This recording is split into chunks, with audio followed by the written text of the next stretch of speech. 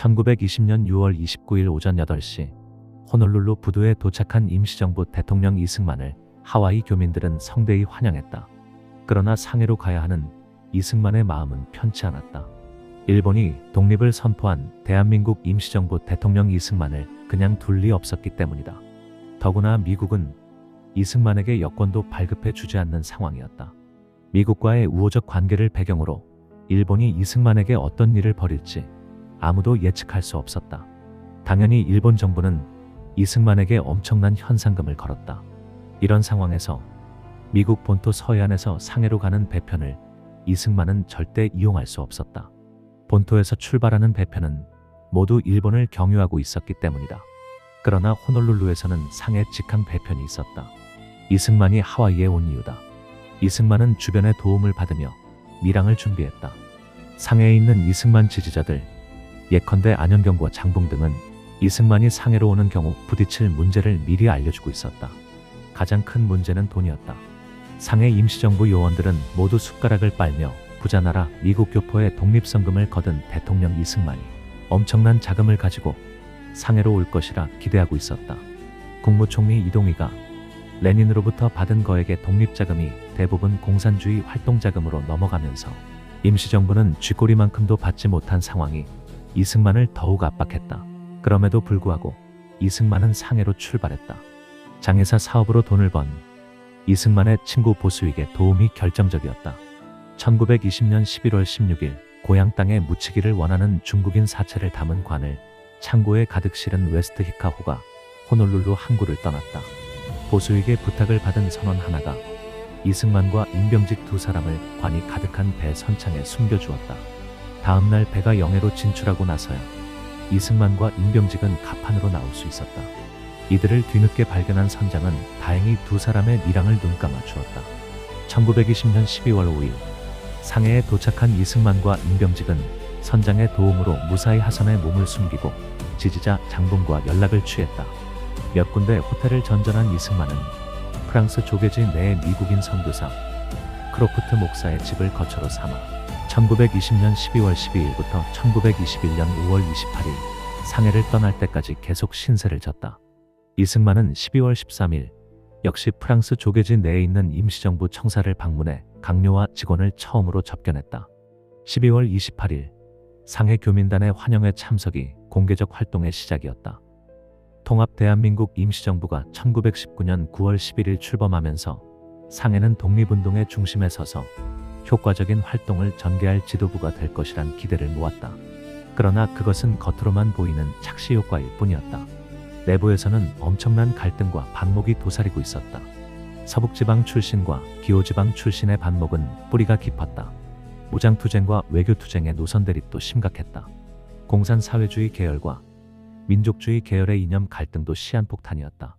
그리고 이러한 모든 갈등의 밑바닥에는 독립이라는 가시밭길을 가는 명분과 그로서는 일상생활이 불가능하다는 현실이 가로놓여 있었다. 망명정부의 근본적 한계였다. 상해에 간 대통령 이승만은 이런 갈등의 한복판에 스스로를 내던진 셈이었다. 이승만 대통령이 처음으로 주재한 1921년 1월 5일 국무회의부터 문제가 심각했다. 이동희가 또다시 이승만의 위임통치 청원을 문제 삼아 회의는 난장판이 되었다. 이어서 개최한 몇 차례 국무회의도 엉망이 되긴 마찬가지였다. 바로 이어진 국무회의에서 이동희는 대통령이 상해에 없어 국무회의에 참석하지 못하는 경우 국무총리에게 결재권을 주자고 제안했다. 그러나 구체적인 방법론의 차이를 극복하지 못하면서 회의는 결론을 내지 못했다. 또 다음 회의에서 이동희는 대통령제를 버리고 소비에트식 집단지도체제로 바꾸자는 제안을 했다. 이승만은 단호히 거부했다. 두 사람의 갈등은 급기야 이승만으로 하여금 이동희에게 모스크바 자금 문제까지도 추궁하도록 만들었다. 결국 이동희는 2021년 1월 26일 국무총리직을 사임하고 상해를 떠났다. 이 사태를 겪으며 안창호는 미국에 있던 이승만을 상해로 오게 한 책임을 지겠다며 사의를 표했다. 지리멸렬한 국무회의에 치인 이승만은 2월 28일 국회 격인 임시의정원을 소집해 연두교서를 발표하고 행정쇄신과 예산절약 그리고 외교 강화 등의 정책을 발표했다. 그러나 큰 한방을 기대하는 상해의 분위기와는 전혀 맞지 않는 대응이었다. 전국을 타개하는데 아무런 도움이 되지 않았다. 4월 18일 국무회의에서 김규식은 이승만에게 독한 발언을 했다. 무슨 정략이 있어야 시국을 정돈할 것 아닙니까? 그렇지 않다면 시일만 낭비할 필요가 없어요. 이승만이 물러나야 한다는 발언이었지만 동시에 바로 이어진 국무회의에서 이동희는 대통령이 상해에 없어 국무회의에 참석하지 못하는 경우 국무총리에게 결재권을 주자고 제안했다. 그러나 구체적인 방법론의 차이를 극복하지 못하면서 회의는 결론을 내지 못했다. 절대 받아들일 수 없는 발언이기도 했다. 결국 그 자리에서 김규식도 사임했다. 이승만은 내각을 다시 짜야 했다. 안창호에게 손을 내밀었지만 거절당했다. 법무를 맡은 신규식이 국무총리를 겸임토록 하고 안창호가 맡던 노동은 재무를 맡은 이시영이 겸임토록 했다.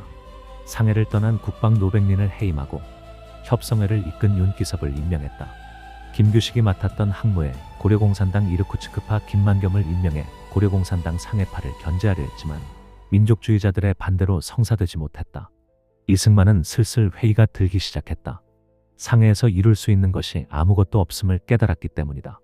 그즈음 미국을 떠나며 김규식의 후임으로 워싱턴 구미위원부 책임을 맡긴 현순마저 이승만을 괴롭히기 시작했다. 상해 임시정부는 구미위원부가 보내주는 재미동포의 독립자금에 절대적으로 의존하고 있었다. 돈을 보내는 책임을 맡은 현수는 그 때문에 점점 스스로를 과대평가하기 시작했다. 급기야 현수는 1921년 3월 9일 대통령 이승만과 의논도 없이 자신이 스스로 주미공사가 되겠다는 일방적인 통보를 상해로 보냈다. 당황한 이승만은 서재필과 의논해 4월 18일 현순을 해임했다. 구미위원부 임시위원장으로 서재필을 임명했다. 상해의 이승만은 골치가 아팠다. 마침내 이승만은 4월 16일 저녁 회식 자리에서 미국으로 돌아갈 뜻을 밝혔다. 이동령이 발끈했다. 미국으로 가도 이곳 사람들이 당신을 계속 지원할 것이라 생각하지 말라고 쏘아붙였다. 5월 17일 이승만은 외교상 긴급과 재정상 절박을 이유로 상해를 떠나 미국으로 돌아간다는 고별교서를 임시의정원으로 보내고 잠적했다. 1921년 5월 28일 이승만은 콜럼비아호에 승선해 상해를 떠났다. 필리핀 마닐라에 도착한 이승만은 하선의 기차로 바기오를 둘러보고 하와이로 가는 배 그레나이트 스테이트로 갈아탔다. 1921년 6월 29일 오전 8시 이승만이 탄 배가 호놀룰루 항에 도착하자 하와이 교민들은 변함없이 이승만을 환영했다. 그러나 상해에서의 고난과 시련을 되돌아보는 이승만의 마음은 무거웠다. 1차 세계대전 뒤처리가 만들어준 민족자결주의에 힘입어 3.1운동을 일으킨 민족의 염원이 결국 이렇게 사그라지는가 하는 생각으로 괴로웠다.